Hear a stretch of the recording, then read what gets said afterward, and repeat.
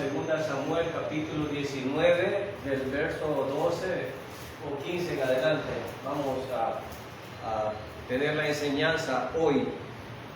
Estamos aprendiendo acerca de la vida de David, de uno de los reyes más grandes quizás de Israel. Con muchos privilegios, pero también con muchos defectos. Entonces, ¿qué ha ocurrido acá? Y qué es admirable que nosotros veamos. Primero, tenemos a una familia del reino. Tenemos a la desgracia que estaba sobre esta familia de David debido a lo que Dios la sentencia que Dios había puesto sobre él por el pecado que había cometido. Lo único que David no podía calcular qué era consecuencia del pecado y qué no era consecuencia del pecado, y cómo actuar en reacción a los acontecimientos que le estaban pasando. Ese era uno de los problemas, y creo que es uno de los problemas en nuestras vidas también. Si lo que nos pasa es producto de nuestro pecado, de nuestras fallas, o debo de hacer algo porque tal vez no es de Dios, sino que el maligno está poniendo algo y yo puedo enfrentar esto. Es un enigma que David también estaba pasando y que nosotros podemos tener. Ahora, la rebelión que su hijo amado había hecho contra él había fracasado. Joab había, como siempre, uno de los, el general de David, general y amigo de confianza de David, le había resuelto otra vez los problemas. Joab era como, además de general, era como consejero. Pienso que si Joab en algún momento hubiera querido quitarle el reino a David, quizás se lo quita, por la flojedad de David, por las consecuencias de su pecado y por estar aturdido por eso. Hay algo que aprender ahí nosotros también. Entonces Joab como general había matado a Absalón, el hijo amado de David. No sé cuánto amor realmente tenía David, si era el más amado o era el único que tenía ya. Y es por eso que lamentaba mucho eso, la sucesión del reino. Pero podemos aquí hacer muchas conjeturas. Si David lo hubiera disciplinado, si David hubiera hecho eso. Pero bueno, los acontecimientos fueron de que David había dicho a Joab que por favor estimara a Absalón. Y lo que David pretendía es una captura, no un homicidio, pero parece que Joab era matarife. Joab era un asesino, ¿verdad? Él era un tipo violento y un tipo sangriento, en el asesino. Entonces, David le rogó como rey, y bueno, no es un ruego, era una orden. ¿Y qué pasa cuando un general desobedece? Pues hay que matarlo. Pero David fue tan flojo tampoco que no hizo eso. Pero David le dice, mira, trata con estimación a mi hijo. O sea, él pensaba que se capturara. Pero ¿qué hizo Absalón? Lo mató. ¿Qué hizo Joab? Lo mató. Y entran triunfantes. David no podía celebrar esa victoria porque tenía el sinsabor de la muerte de su hijo. Y los que somos padres no podemos dar cuenta de que si el general que viene mató a mi hijo, ¿cuál sería mi reacción? Yo puedo hacer muchas críticas, pero mientras tú no te pongas en los pies de David, y que el que mató a tu hijo te diga que viene victorioso, ¿y cómo te sentirías tú en ese caso? Ahora, hay muchos argumentos aquí.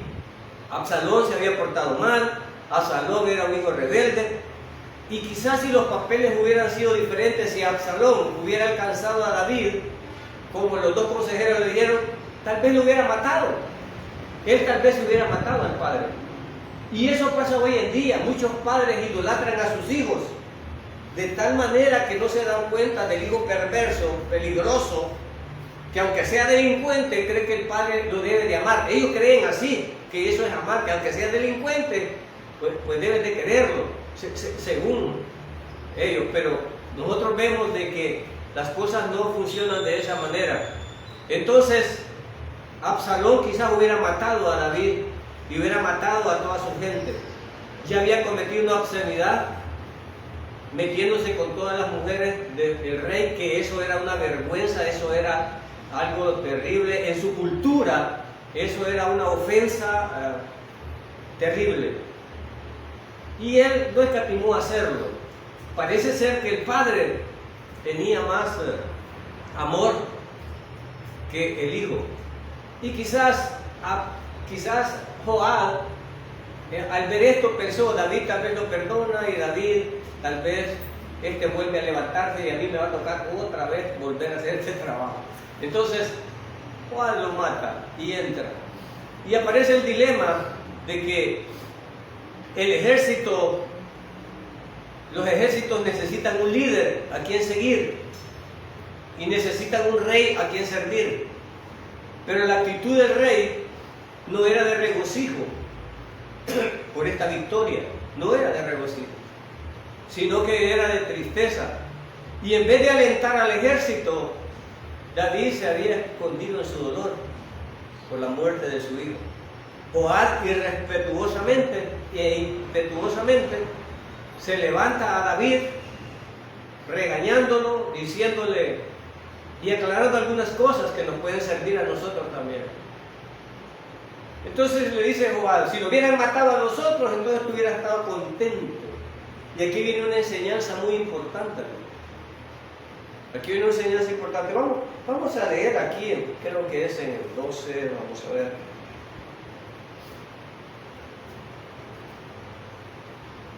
En el 12. ¿Vosotros sois mis hermanos? No, yo creo que fue antes entonces. Entonces, le dice: si nos hubieran matado a nosotros, tú tal vez estuvieras contento. Y viene la enseñanza y le dice Joab: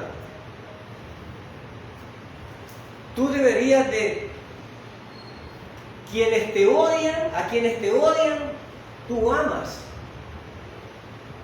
Y a quienes te aman, tú los odias. Hermanos, a veces en nuestra familia y en nuestras vidas nos sucede eso. Hay personas que nos desprecian, o hijos que nos desprecian y nos ofenden, y nosotros andamos detrás de ellos. Joab está poniendo en su lugar a David y le dice: hey, deberías de apreciar la fidelidad de tu pueblo, el amor de tu pueblo, y no el amor de un traidor que te iba a matar, aunque sea tu hijo.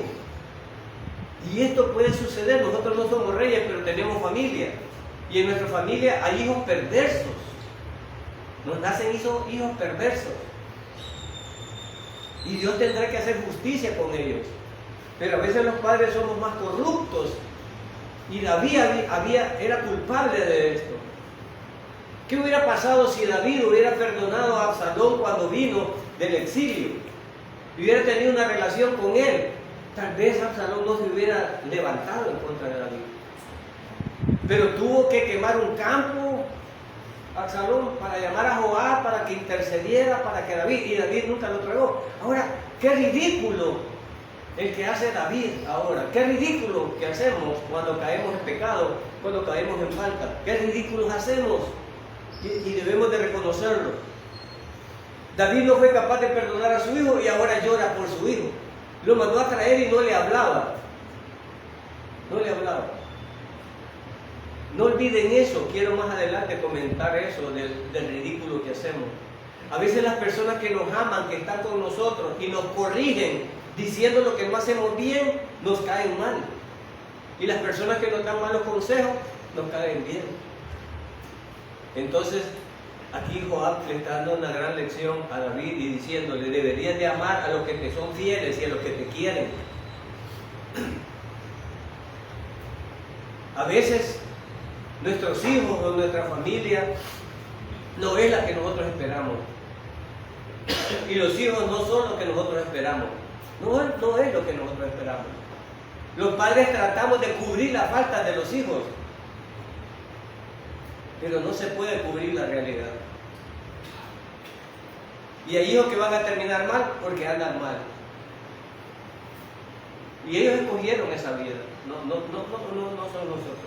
Entonces todo este problema familiar, todo este drama familiar y político, nosotros podemos aprender y aprendemos que la política es sucia, es cochina desde este momento. David va a hacer corrupciones por político. Entonces sigamos en el verso 12. Vosotros sois mis hermanos, mis huesos y mi carne sois. ¿Por qué pues seréis vosotros los postreros en hacer volver al rey? Aquí había un problema. David estaba tratando de unir a Judá con Israel o Benjamín. David estaba tratando de unirlos. No había sido fácil. Joab le había dado problemas desde los generales. El brazo militar siempre es importante en un gobierno y en un reino. Y había creado problemas y soluciones también dependiendo de cómo se dirija. Entonces a David había sido hipócrita, David había hecho cosas no muy buenas por tratar de unir el reino. Ahora, esta disputa de celos va a ocasionar un problema. Ahora que vamos a restablecer a David, vienen los de Judá y quieren llevar a David a restablecerlo. Pero dicen los de Israel, nosotros somos 10 tribus. Nosotros somos 10 tribus. Si David es hueso de los huesos, pues son más huesos de nosotros porque somos 10 tribus y ustedes solo son una. Pero David era de la tribu de Judá. Y para ellos, aunque nosotros no lo comprendemos, la cuestión tribal, la cuestión de pertenecer a una tribu era importante. Y a estas alturas ya había problemas con una tribu. Ya había problemas con una tribu. Una tribu que iba a ser sustituida. La tribu de Dan por Manasés, un hijo de José. Tribus que habían hecho algo repugnante. Entonces las tribus, además de ser 12 para Israel, y pareciera que tuvieran una unión, también eran independientes. Es decir, tomaban acciones independientes, aunque eran como un pueblo. Y aquí vemos la división marcada siempre. Vemos la división marcada. Entonces David ahora va a ser restablecido, pero Israel quiere participar en el restablecimiento. Pero ¿cuál es el problema de Israel aquí? ¿Cuál es el problema? El problema era que Absalón, a quien había conquistado, era a Israel para acabarse a David. Entonces, los soldados que habían participado en la rebelión eran los de Benjamín, es decir, los de Israel. Absalón había sido inteligente, no trabajaba con la tribu de David, sino que se fue a la tribu de estas que son rebeldes y siempre han sido rebeldes, y hay una división. Entonces se fue para acá. Y entonces es lo que dice aquí en el verso 12. Verso 13, asimismo diréis a Amasa, este nombre es importante. Amasa, no lo pierdan de vista. ¿No eres tú también hueso y carne mía? Así me haga Dios y aún me añada. Este era un dicho en Israel. Si no fueres general del ejército delante de mí, para siempre en lugar de Jehová. Viene David y quiere vengarse. Y va a sustituir a Joab, el que le ha salvado el cuello, el que le ha faltado al respeto, el que es su amigo, pues el que está sostenido en el reino. Sabemos que es Dios, pero quiero decirlo en el sentido militar, porque Él es el que le hacía el trabajo de recuperarlo, Él es el que lo estaba restableciendo.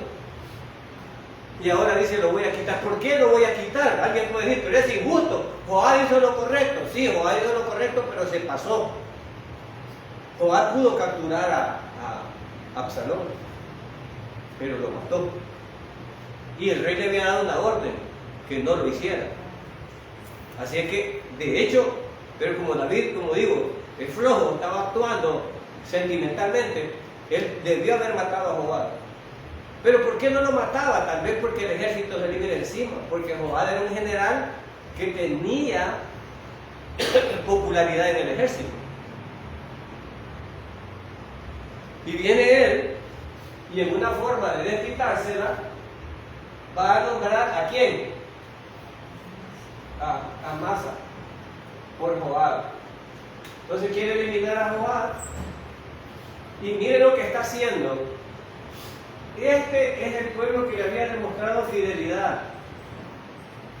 Este era el general que con esta gente había ido a derrotar a esto. Ahora viene David, miren qué inteligente. Amasa, que es de esta tribu, le dice que él va a ser el general de todo. ¿En qué? Por muy cabezón que sea usted, hermano. Si una rebelión se le levantó y un general de la rebelión está ahí, ¿cómo le voy a dar mi ejército al general que se levantó contra mí?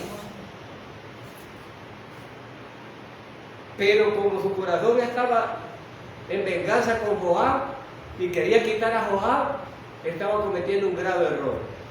Quita a Joab y pone a ese que era un traidor, porque aunque no los mataron, porque Absalón mató, Joab mató a Absalón, pero no mató a los que se habían levantado.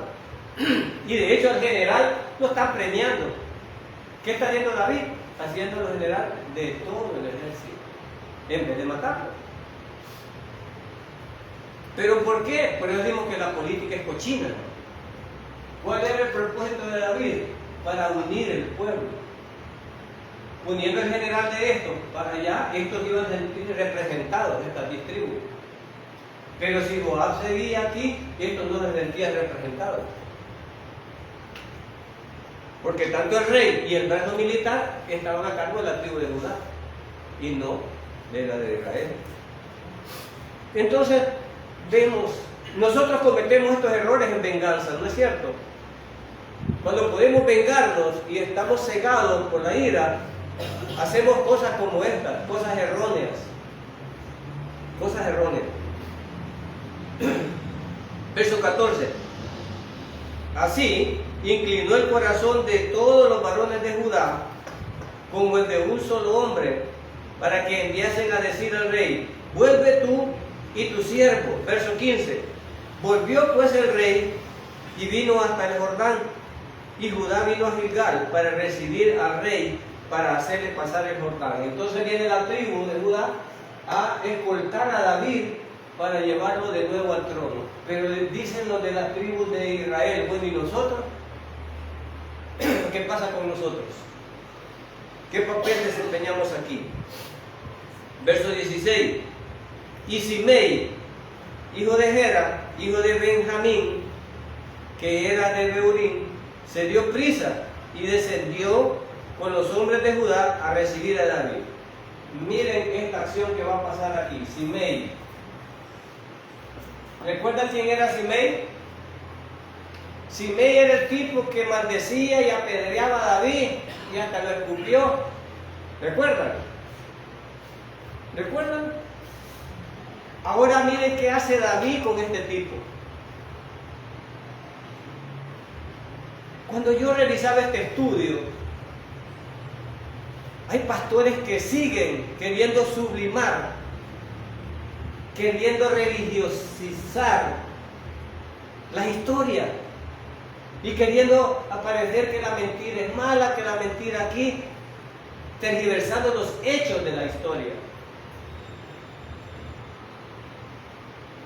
Pero si la vemos tal cual está sucediendo aquí, hermano, este tipo había ofendido a David, lo había escupido, le había tirado piedra y recuerda que lo siguió hasta maltratarlo, ¿recuerdan? Ahora miren David lo que hace aquí.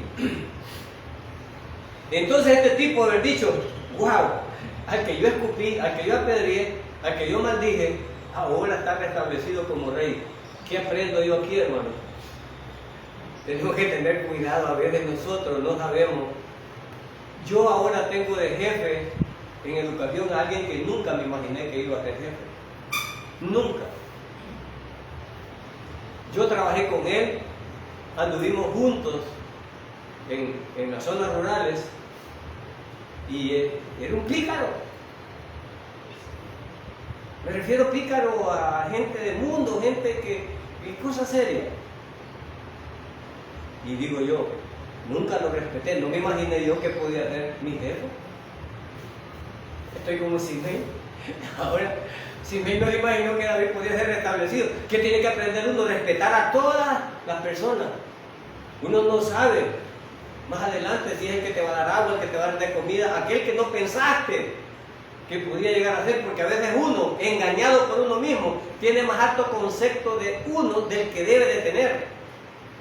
Y es lo que Dios odia, la soberbia. Lo único que he tenido yo siempre que he respetado a mi jefe, sea quien sea, lo he respetado. Y ahora me estoy acordando de esto cuando miro a Simei, porque yo a él lo trataba de vos, pero yo lo trato de usted, porque él es el jefe. ¿Ya? Pero cuando andaba conmigo malandrín y yo le decía cosas, pero ahora ya no es así. Entonces, viene Simei y dijo, wow, me dieron en la nuca ya. Y corre y es el primero. Miren todos sinvergüenzas así, hermano. Todos sinvergüenzas así, hermano. Todos sinvergüenzas así. Sinvergüenzas que son una culebra.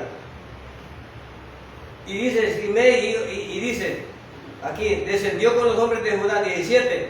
Con él venían 1000 hombres de Benjamín. Asimismo, Siba, criado de la casa de Saúl, con sus 15 hijos y sus 20 siervos, los cuales pasaron a orar delante del rey. Hermano, cuando uno no es nada o no tiene nada, no vale nada. Los amigos le aparecen a uno cuando está en victoria. Le llueven los amigos. De este jefe que les estoy hablando, ahora todos esos que lo miraban, hoy todos son amigos de él. Porque quieren algo de él. Cuando David salió despatriado, aquí vamos a aprender también de una persona que le ayudó desinteresadamente a David. Pero todo este séquito de pícaros y sinvergüenza solo buscan la oportunidad. ¿Conocen esas personas a ustedes? Cuando usted está en victoria lo sigue, pero cuando usted tiene necesidad no. Entonces en este caso, todo este séquito venía allí y cruzaron el vado para pasar a la familia del rey y para hacer lo que él le parecía. Entonces Simei, hijo de Gera, se postró delante del rey. Miren, se postró delante del rey y le dice, y le dijo al rey, no me culpe mi señor de iniquidad, ni tenga memoria de los males que tu siervo hizo. El día en que mi señor el rey, miren las palabras, estas eran las palabras que él iba diciendo cuando David iba pasando. ¿Ah? ¿Qué haría usted con un personaje como este? ¿Qué haría usted? ¿Qué haría usted, hermano? Y dice aquí, los males que su siervo hizo el día que mi señor el rey salió de Jerusalén, no los guarde el rey en su corazón. Qué fácil era, hermano. Después de que lo han acabado a usted y lo han humillado, y usted después cambia de posición, ahora el que lo humilló ya no está aquella soberbia, ya no está aquel insulto, ahora está bien sumido. Y mi rey, su siervo, mire todo lo que le dice, todo lo que le dice a él. Y mire lo que sucede aquí. Porque yo, tu siervo, reconozco haber pecado, y he venido hoy, el primero de toda la casa de José, para descender a recibir a mi señor el rey. Pero pero la actitud de él es comprensible. Hombre cobarde, hombre lengua de perro, y todo lengua de perro y cobarde son así. Y cuando ya la miran que les viene encima, dicen a llorar. Los asesinos más grandes son los más llorones, cuando los agarran. Entonces, es comprensible que él actuara de esa manera porque sentía que David lo iba a matar. Y con razón. Pero vamos a ver David, ¿qué pasa con David acá? Y dice aquí, mi señora en el 21, respondió Abisai, hijo de Sarbia, y dijo, el mismo guardaespaldas que andaba David, que le dijo, mato a este perro, cuando lo estaba insultando, que venía. Lo mato, y David en ese momento le dijo, no. Pero ¿por qué le dijo no David? Porque en ese momento David consideraba que Dios estaba hablando a través de él y que por su pecado le estaba pasando, pero ya esto ya había pasado. Esto ya no era así. Entonces dice aquí, respondió Abisai, hijo de Sarbia, y dijo, no ha de morir por esto Simei, que maldijo al ungido de Yahvé. Y dice David entonces, ¿qué tengo yo con vosotros, hijos de Sarbia, para que hoy me seas adversario? Miren, otra vez David. ¿Cómo trata a sus amigos David? Al que lo había insultado, escupido y apedreado, dándole besitos. Y al que lo quiere defender y salvar su honor, dice que es su enemigo. Eres mi adversario. Al guardaespaldas que le está salvando el honor y le quiere restablecer, le dice, eres mi adversario.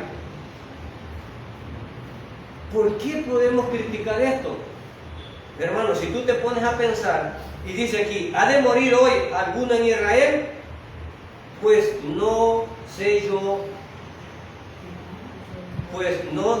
que hoy soy rey sobre Israel.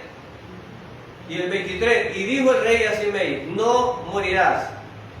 Y el rey se lo juró. ¿Y por qué a este que lo insultó, lo ofendió y lo humilló, ahora se la lleva de Cristo perdonando?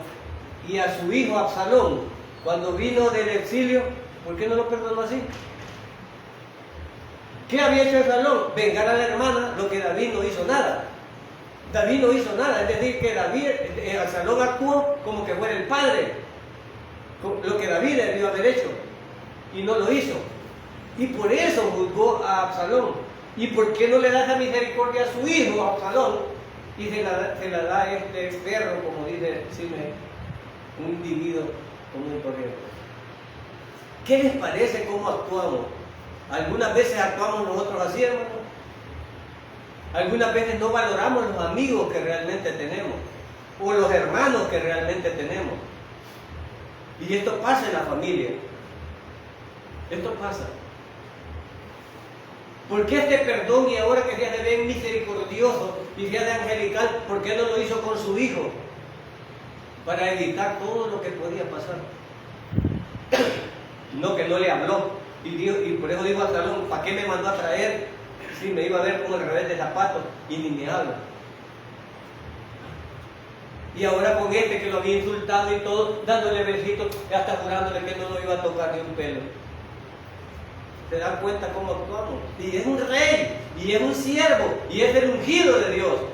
Por eso es que algunos pastores deberían de ser honestos y no ser sinvergüenzas en tratar de poner a los ungidos como que si fueran ángeles. El único puro y santo es Dios.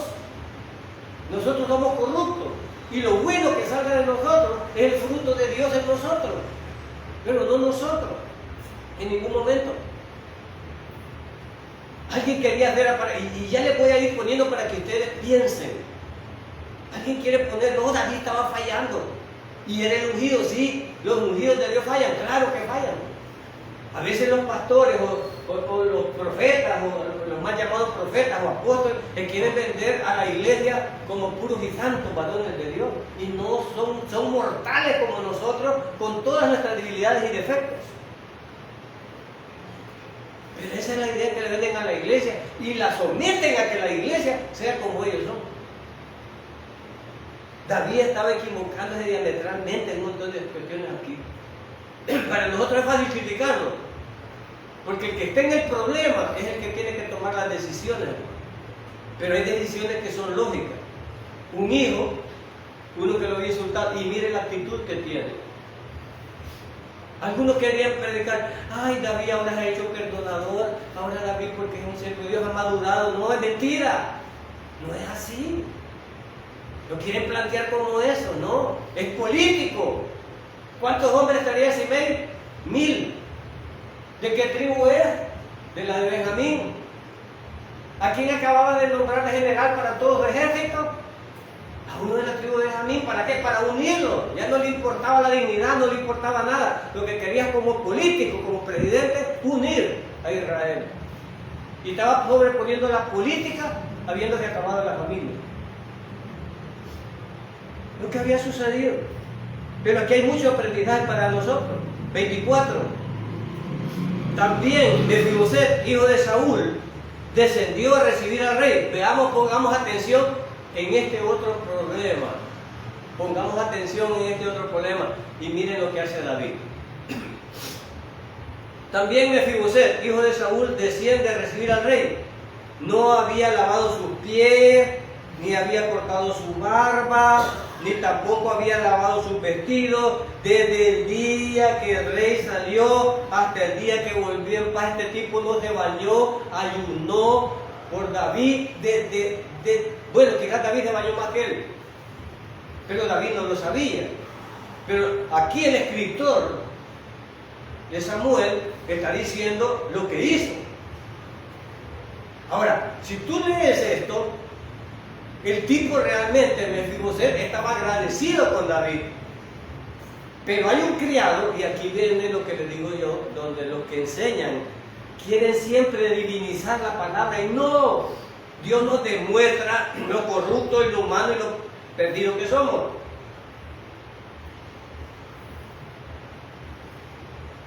No hay que mentir, decía un pastor, la mentira aquí, que no sé qué, que Dios castiga, y dígame usted lo que dice la palabra aquí, a ver quién sale beneficiado. Entonces, Mefiboset dice que ayunó, hizo todo eso, y Mefiboset va a buscar. Y dice aquí, 25, y luego que vino a Jerusalén a recibir al rey, el rey le dijo a Mefiboset, ¿por qué no te fuiste conmigo?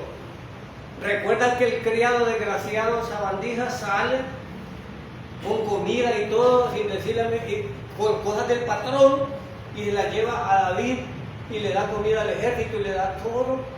Y David en ese momento, ¿qué hizo? Sin escuchar a Mefiboset, le dice, toda la herencia de Saúl es tuya. ¿Te la da a quién? A un criado. Eso no era normal. A un criado. ¿Qué hizo David cuando dijo, hay algún hijo de Saúl, hay algún familiar aquí de la familia de la casa de Saúl, por lo que le había prometido a Jonathan? Le dice, ¿hay alguno? Y por ser del linaje de Saúl, ¿qué le dice? Devuélvale todo lo que le pertenece. Ahora se lo quita y se lo da a un criado sin haber escuchado a Mefiboset. ¿Ya ha decidido usted hacerlo? Que le lleva mucha hambre y usted ya tomó la decisión sin oír a la otra persona. A veces somos tan bobos y tan sencillos que alguien nos llega a contar algo y sacamos el machete y ya vamos sin haber escuchado a la otra persona, ¿no?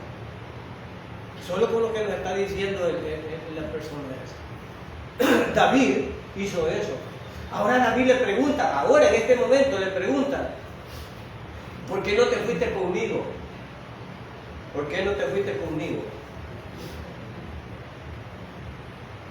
Y él respondió, Rey, Señor mío, mi siervo me engañó. Y David dice, ¿quién me estará mintiendo?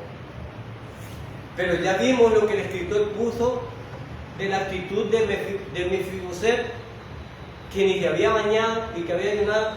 Entonces, ahora, un noble y un criado, ¿quién cree usted que podía tener más ambición de tener algo? Ahora viene David y le explica Mefiboset y le dice, le respondió el rey, Señor mío, mi siervo me engañó. Pues tu siervo había dicho, empártame un asno y montaré en él e iré al rey, porque tu siervo es cojo. Es decir, él era inválido, lo tenían que subir, pero vino el criado, los empaló y se fue y lo dejó. O sea, él no se podía mover sin él. ¿Verdad? Entonces, el criado era mentiroso. El criado era mentiroso. Estaba mintiendo el criado. ¿Es buena la mentira, hermano? ¿Es buena la mentira o no? ¿Qué se ganó este criado con esa mentira? ¿Qué se ganó? Se ganó toda la herencia de Saúl. ¿Quién era el dueño de todas las tierras de Saúl? ¿Quién era el dueño? El criado. Por la mentira que había dicho. La mentira no paga, es malo. Pero aquí quien queda sin nada es Mefiboset, que decía la verdad. Y el mentiroso le queda todo. Porque siempre nos han engañado, hermanos, porque no entendíamos la gracia. Y no quiero que me entiendan mal. No es que la mentira sea buena. No es que nosotros seamos buenos. Nosotros no somos buenos. Porque algunos hermanos creen que por ser buenos Dios los bendice. No, Señor. Dios los bendice por su gracia. Pero hay algunos hermanos que creen que son buenos, que casi ni pecan, y que por eso Dios los tiene que bendecir como pago por su conducta. Pero si el pago de nosotros es la muerte. Entonces aquí es donde unos hermanos se creen más que otros y mejores que otros, porque creen que su actuar les pone en un lugar más grande que otros. O sea que algunos seríamos más altos que otros. Y aquí viene el problema. Dios te bendice por misericordia, no por tus acciones. Ya hemos estudiado ese tema. He visto a los malos prosperar, dijo el salmista. He visto a los malos prosperar. Y a los buenos, ¿qué es? Morir. Pero en los púlpitos nos engañan, queriendo alienar nuestra mente. Para que, como le decimos a los niños, usted pórtese bien porque si no, no somos niños. Pero es que todos van a ir a pecar, que se vayan a pecar, no son creyentes. Cualquier creyente que tenga la gracia para ir a pecar es porque no ha nacido de nuevo. El que ha nacido de nuevo y conoce la gracia se alegra al Señor y lo que hace es estar agradecido con el Señor. Desde ahí te está demostrando que no ha recibido el perdón de Dios. Entonces algunos pastores quieren sujetar las congregaciones con amenazas ficticias en vez de predicar la verdad. El Señor nunca se preocupó por eso. ¿Queréis ir vosotros también? ¿Cómo les digo? Porque estaban murmurando porque no cachaban nada. Uy, y si cumpliendo todos los mandamientos, casi no cacha nada. Y nosotros entonces, digo, ¿te quieren ir ustedes también? ¿Está preocupado el Señor por eso? No. Si quien sale ganando a recibir el perdón de Dios, ¿quién es? El perdonado. No le hacen un favor a Dios. Y es que el mensaje lo están tergiversando y vendiendo, pero no funciona de esa manera. Este tipo había mentido y le había ido bien. Y veamos qué pasa ahora. 27. Pero él ha calumniado a tu siervo delante de mi señor el rey. La palabra de Mefiboset como amo valdría más que la palabra de un siervo. ¿Qué cree usted? ¿Qué cree usted? Pero David, ¿a quién le había creído más? Al siervo que al amo. Y miren la actitud. Miren la actitud. Y si el siervo había calumniado, Mefiboset podía matarlo. Pero mire, dice acá: ha calumniado a tu siervo delante de mi señor el rey. Mas si mi señor el rey es como un ángel de Dios, haz pues lo que bien te parezca. Miren la actitud. ¿Parece la actitud de un hombre ambicioso? No, pero David estaba nublado y miren lo que hace. Verso 28. Porque toda la casa de mi padre era digna de muerte delante de mi señor el rey, y tú pusiste a tu siervo entre los convidados a tu mesa. ¿Qué derecho pues tengo aún para para clamar más al rey. ¿Cómo estaba Mefiboset? Agradecido. ¿Les parece que es la actitud de un ambicioso que quería engañar a alguien? ¿Para qué beneficio? Si las tierras eran de él, no tenía ningún problema. Y el rey le dijo, miren qué días del rey. ¿Para qué más palabras? Dijo.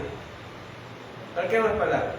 Yo he determinado que tú y Siba os dividáis la tierra. ¿Qué hizo ahora? Le dije al criado, ahora agarren mitad cada uno.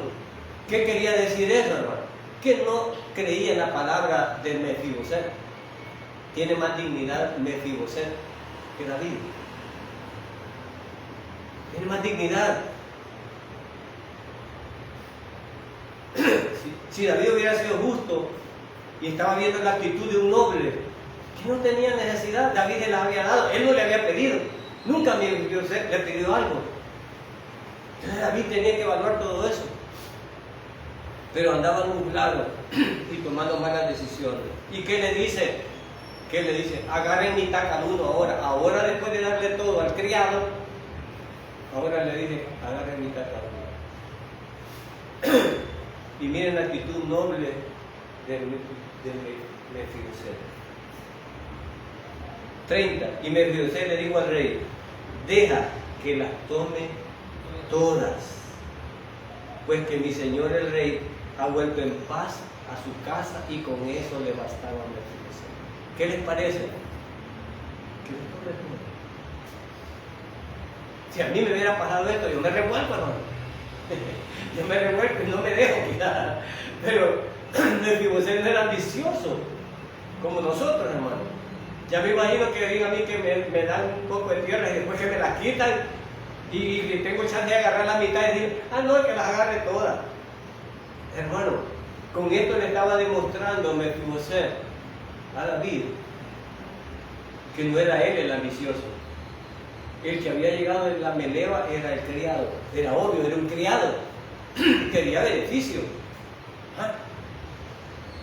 Ahora, ¿cómo es que un siervo de Dios, cómo es que el ungido de Dios, cómo es que el hombre, de acuerdo al corazón de Dios, está pasando esto? Porque la gente no comprende.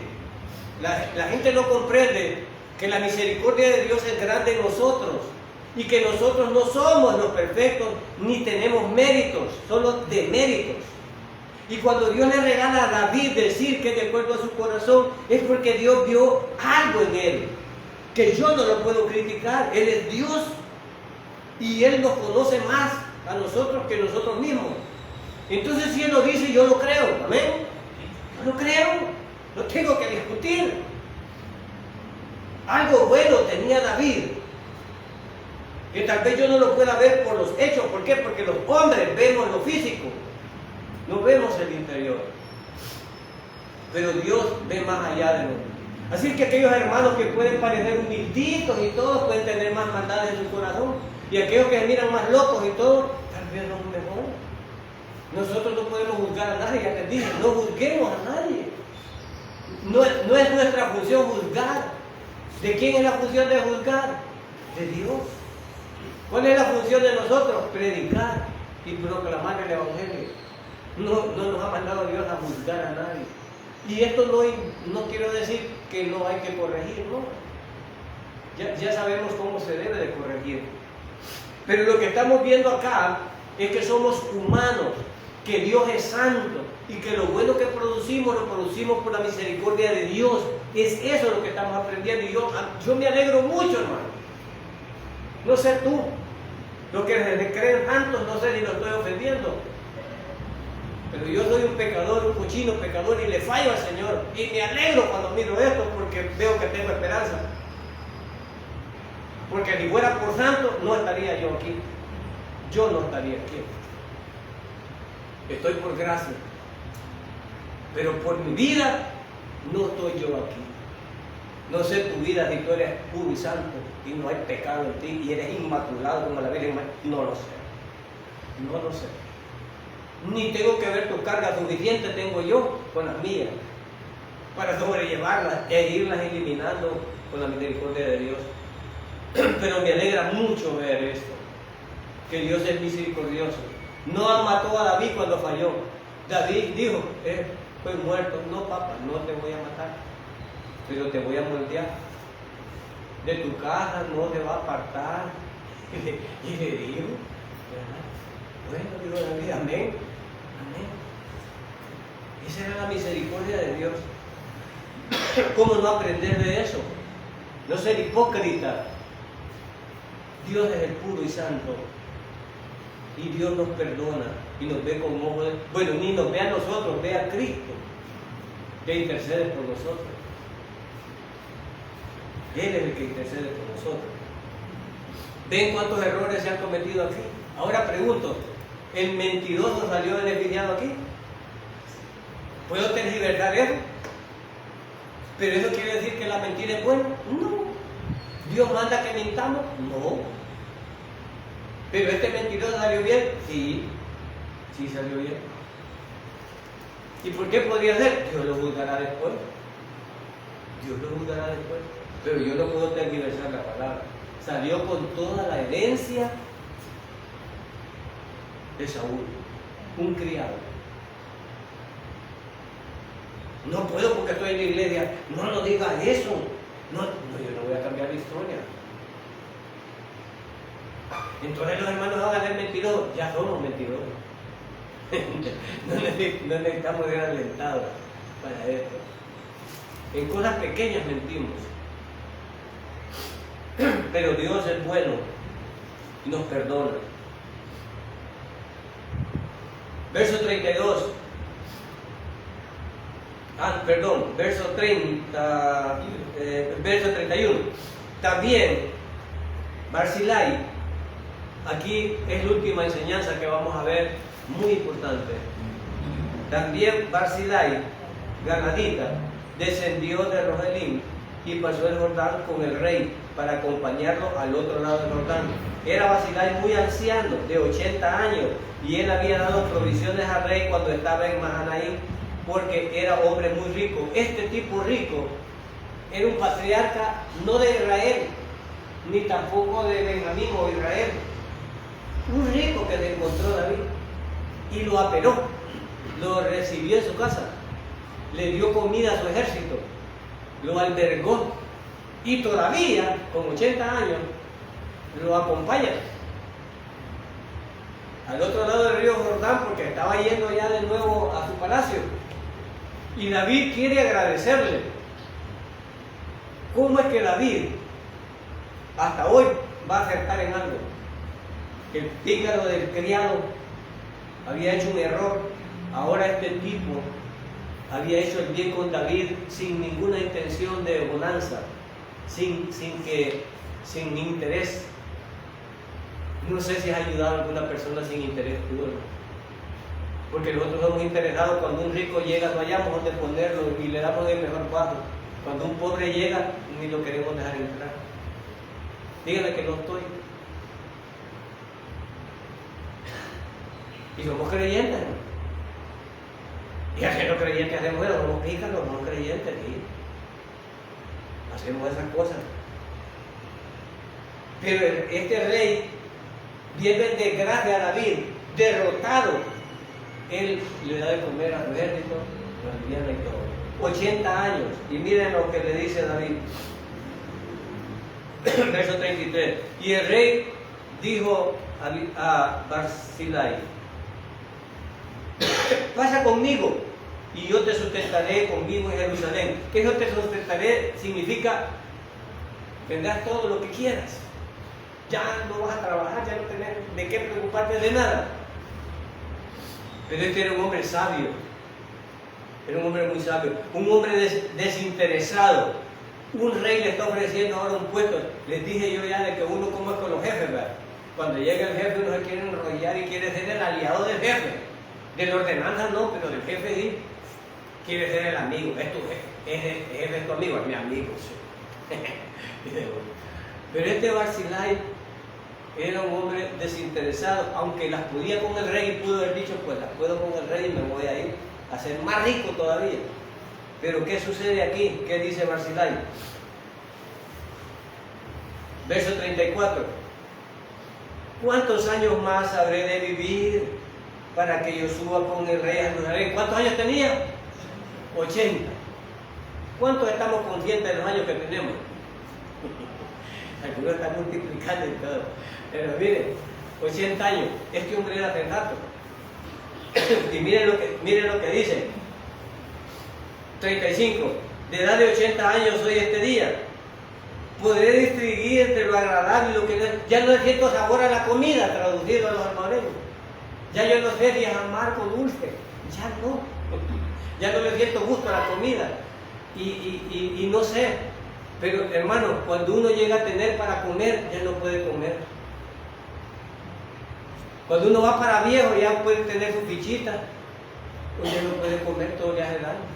Entonces el viejito, ¿de qué le serviría que le pusieran manjares y ya no le siente sabor? Si soy hipertenso, diabético, me va el azúcar, y entonces ¿de qué me sirve que me pongan un manjar en la mesa? Y solo lo puedo ver. El viejito estaba centrado y le dice, ya no le siento sabor a la comida, ya no sería agradable, no. Y hasta sordo estoy, tomará gusto ahora tu siervo en lo que coma o beba, ya no tengo sabor. Ya estoy sordo, oiré más la voz de los cantores y de las cantoras, ya no oigo. ¿Qué decir? Ya no oye, hermano. Va perdiendo los sentidos. Y aquí solo el viejito presidente de Estados Unidos, es que saludando al aire, pero todavía no sé cuántos años tiene este señor. Pero este sí está bien ubicado y todavía quiere ser presidente otra vez. Imagínense. Y yo a ver me siento viejo y este señor, pues me anima. El presidente está unido, ¿cómo se llama? ¿Cómo es? Biden. Y todavía quiere, y esta salud hasta el aire. No, ya no hay nadie. Y todavía quiere el presidente, y yo me quiero achicar donde chico, digo, porque este viejito allá anda, y después de las pilas, ya anda cuantas mechitas aquí, pero allá anda. Y no es que uno ya no quiere, ya estoy viejo, que nos anime eso. Pero este señor está ubicado y le dice, ¿y para qué pues ha de ser tu siervo una carga para ti si solo en hospitales voy a pagar? ¿Para qué? Le dijo a David. Pero miren qué lindo este anciano. Para mi señor, verso 36. Para tu siervo un poco, quiero ver, de edad de 80 años, sí. Y para carga para mi señor, verso 36. Para tu siervo un poco más allá del Jordán con el rey, te voy a acompañar un poco más allá, porque me ha de dar el rey tan grande recompensa. Pues David estaba agradecido porque lo había albergado. Hay gente mal agradecida, hay gente mal agradecida, hermano. Hay gente mal agradecida, hay gente que todavía le está dando de comer de choto y no le está usted, que no comimos esto ayer y le está dando comida de choto. Y le está dejando dormir en el cuarto y todavía, y no me podrá poner aire usted. Está muy caliente, hay gente invergüenza, hermano. Hay gente invergüenza que usted le está ayudando y todavía está la gente es campeona. Y mire, dice aquí, entonces, y dijo, 37, yo te ruego que me dejes volver a tu siervo y que me muera en mi ciudad. ¿Qué espero después de los 80? Ir buscando el ciprés, la tumbita allá, ¿verdad? ¿Dónde es que voy a quedar? Vamos a ver aquí, ¿dónde es que voy a quedar? ¿Verdad? Y voy buscando. Entonces le dice él, el hombre muy sensato, y le dice, de volver a tu siervo y que muera en mi ciudad junto al sepulcro de mi padre y de mi madre. Mas he aquí tu siervo, un hijo de él, que llama Kimán, que pase él con mi señor el rey y haz a él lo que bien te pareciera. O sea que el regalo para él se lo da a otra persona. ¿Haríamos eso nosotros? Miren, qué hombre más tallado, no le gustó, era rico.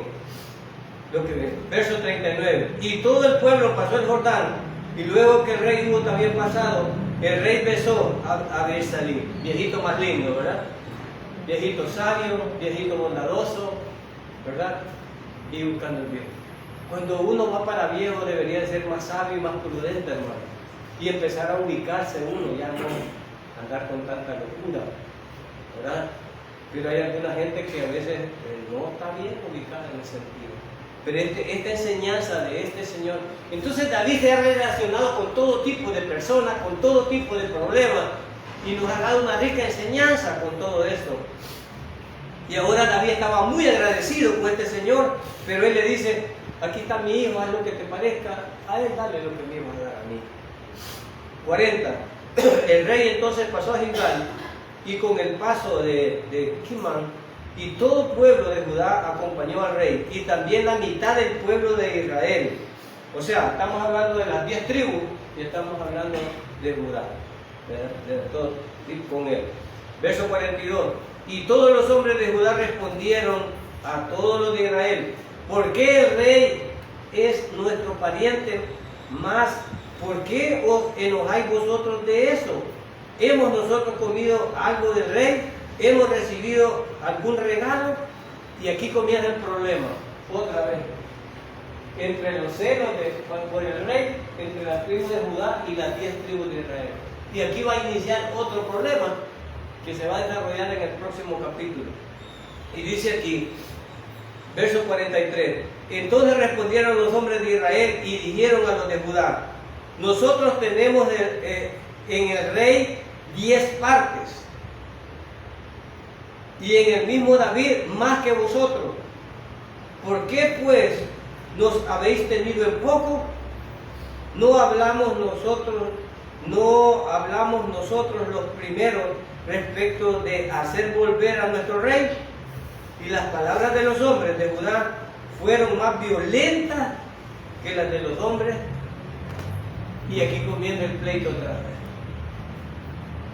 Aquí comienza el problema. Otra vez. David va a tener que lidiar, sale de una cosa, cae en otra. Y ahorita que parecía que las cosas se componían al restablecerlo como rey, comienza con el primer problema de las 10 tribus con la tribu de Judá. Y vamos a seguir viendo qué decisiones toma David. Me gusta esta lección y esta enseñanza, porque esto es la vida del cristiano, con malas y buenas decisiones. Algunas personas nos venden la mentira de que porque somos cristianos ya somos puros y santos. No, cometeremos errores, nos vamos a equivocar. ¿Saldrán buenos nuestros hijos porque somos creyentes o porque los vino a presentar y el pastor los chiñó y oramos por él? ¿Cree que van a ser buenos? Fueron buenos los hijos de David y él el ungido, y nosotros que somos. Hermano, no es garantía nada. Todo lo que recibamos es gracia de Dios. Si tienes buenos hijos, dale gracias. Yo repetía en el sermón, hay hermanos que tienen gracia sobre gracia. Denle hincado, gloria a Dios. Denle hincado. No todos los hermanos están gracia sobre gracia. Hay hermanos que están con cargas, que las están llevando. Hay otros que están en bonanza y deberían de ser más agradecidos. Pero parece ser que entre mejor estamos, más nos alejamos de Dios. Hasta que estamos golpeados, venimos. Entonces yo comprendo que David estaba pegando respiros y volvía a caer en problemas. Problemas que tenía el ungido de Dios. Problemas que vamos a tener los cristianos con hijos viciosos, hijos mentirosos, hijos delincuentes, hijos buenos, hijos profesionales. Sí, de todo eso habrá. Y tal vez los hijos de mi hermana no salgan como los hijos de otro hermano. Yo quisiera como los hijos.